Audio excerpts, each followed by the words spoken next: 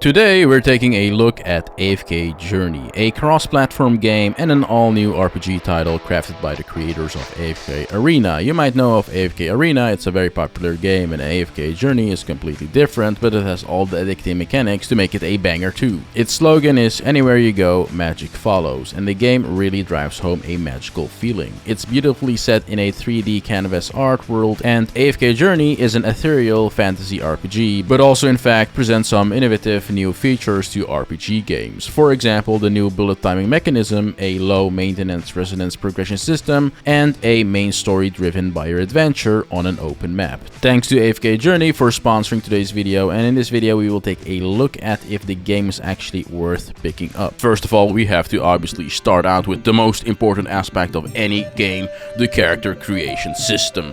And in this game, the character creation system and customization of your character definitely doesn't disappoint. Now, I'm going to design my character as a character that will make our enemies cower in fear the very second that they see our character, and they will accordingly run away instantly. So we have to make our character as edgy as possible. You know what that means: pale skin color, an epic mustache, black hair, a hairlock in front of the eye, and yes, we have done it. We have created a monster.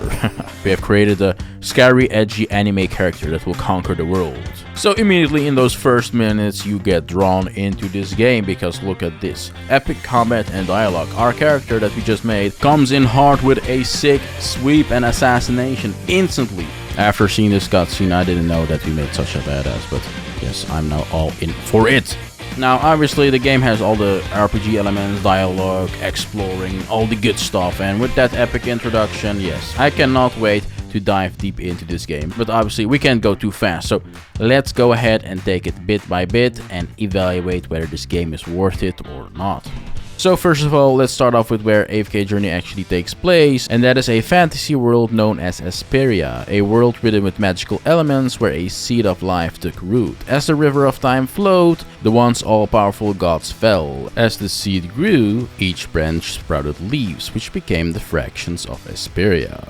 In the game, you'll play as the legendary mage Merlin and will need to form bonds with the heroes of the 6 factions on your journey. Since the ethereal world of AFK Journey is in fact an open world game, there's a lot of exploration to do to unveil all the mysteries of the world, and you will get immersed quickly. From the shining fields of Golden Wheatshire to the luminous beauty of the Dark Forest, from the Remnant Peaks to the Vaduso Mountains, there are many diverse landscapes of Hesperia. As you see in the video, I'm just showing off a bunch of amazing looking spots right now. The art style and visual direction is very magical and good looking. But it's not just about exploring. For all of our combat enthusiasts, there are a bunch of strategically tactical battles that you need to engage in to progress. A hex battle map allows players to freely assemble their hero lineup and position them either boldly stranded around a powerful main damage dealer or a more balanced team. It is up to you. You will see different outcomes as you experiment with various hero formations, which is nice because, as the saying goes, variety is the spice of life, and it makes the game much more engaging. The heroes you can use come with 3 distinct skills, with the ultimate skill requiring you to manually control it. Timing is of utmost importance, and you will have to time your attacks correctly to disrupt enemy actions and to tip the tides of the battle in your favor. The battle maps are then also diversified, and various battle maps offer different challenges. For example, the woodland battlefields offer strategic cover with obstacle walls, while the more clear battlefields favor rapid assault. So you have to accordingly think about how you want to approach the various maps.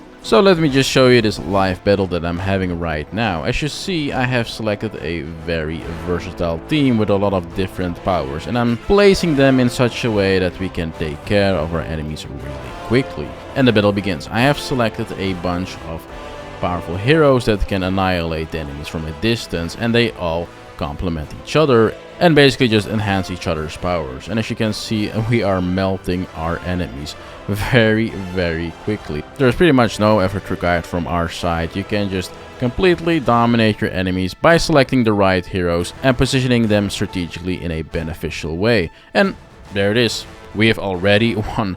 The battle was finished as soon as it started, pretty much. Easy peasy. There are also a bunch of mechanics that you can use to dominate. We're talking, for example, flamethrowers, landmines, and the earlier mentioned bullet timing mechanic. The bullet timing mechanic makes the combat flow much more oriented about tactics and less so about stats, so the game is very action-centric. Now, in terms of heroes, there are over 40 heroes to collect from 6 different factions.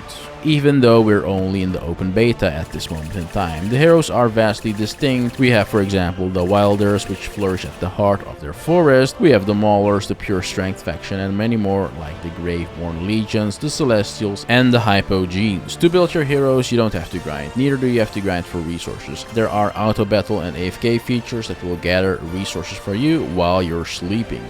Accordingly, you can level up your heroes real fast and you can play with your new equipment right away. This is also known as the earlier mentioned resonance system. While playing the game, I personally did like the strategy aspects and art style, world exploration the most, but also the combination between these aspects. It is a great combination of strategic combat where you really have to think to actually win challenging battles, but also just chill exploring, unlocking new areas and getting grasped by the visuals and art. The two combine very well and make up for a balanced, fun experience. And whether you're heavily into the more minimaxy type of gaming, with say the combat, or just like the elements of having your own agency and doing whatever you want, they are both represented well by the game. And I haven't even talked about some other aspects of the game, like side gameplay and mini games like Legend Trail, the Arena, the Arcane Labyrinth, Honor Duels, and the Dream Realm. One of those side games or mini games, however you want to call it, Arena is my favorite, personal favorite, because you get matched up against some of the best players in the world and you can get inspiration for how to build your own team. Now in this example, I faced the Legend 27 himself, you know, this guy completely dumpstered on my team, but at least I got some good insights from this combat encounter, seeing, you know, what kind of heroes this monster runs and how he synergizes things, and you know, just a lot of insight. And I definitely think you can learn a lot from doing Arena, and it's also fun because the rewards are actually really great too. You can also have your own guilds with traditional guild interactions, but the game also has sandbox war, GWE group gameplay, where you can accordingly divide the high value rewards that you get from these raids. But let me just give you a quick tour of our guild hall. You know, we have everything in this place. This place looks magical. We have the display wall where you can check out everyone. We have the guild chest where all our collective loot is stored. We have the battle drills for some practice and training, and then we have also all the members that we can check out. And they really drove home the feeling of a good looking guild hall. You can become the king or queen himself, just sit on the throne. But yeah, thank you for coming to my guild hall tour, and now get out of this place or join the guild to always see it, you know, it's up to you. But even if you can't find a guild, you're never alone in the world. As you navigate through the world, you'll find plenty of friends along your journey. You can interact closely with them and accordingly work together to solve quests or farm high-level equipment instances. If you're stuck, just ask for help. The game is then also frequently updated. Every 4 months, you get new maps, narratives, heroes, and gameplay mechanics to keep the game fresh. And the makers of this game have a drive to pioneer things and stay innovative, so I'm sure they will keep introducing fun, unique elements to the game. Overall, it is a great time to check the game out in my opinion. Check the link in the description to download the game, both on PC and mobile for free, and use my promo code AFK Journey 88 to get 100 diamonds and 18,888 golden coins to have a great start. Also, you can join AFK's Journey community at various places like their YouTube channel, X, Facebook, Instagram, and Discord. Check those links out as well, and make sure to keep an eye out for the big giveaways that they host, such as getting over 40 heroes for free with the current giveaway. And that was it for this video. I hope you liked it, I hope you enjoyed it, and I'll see you in the next one.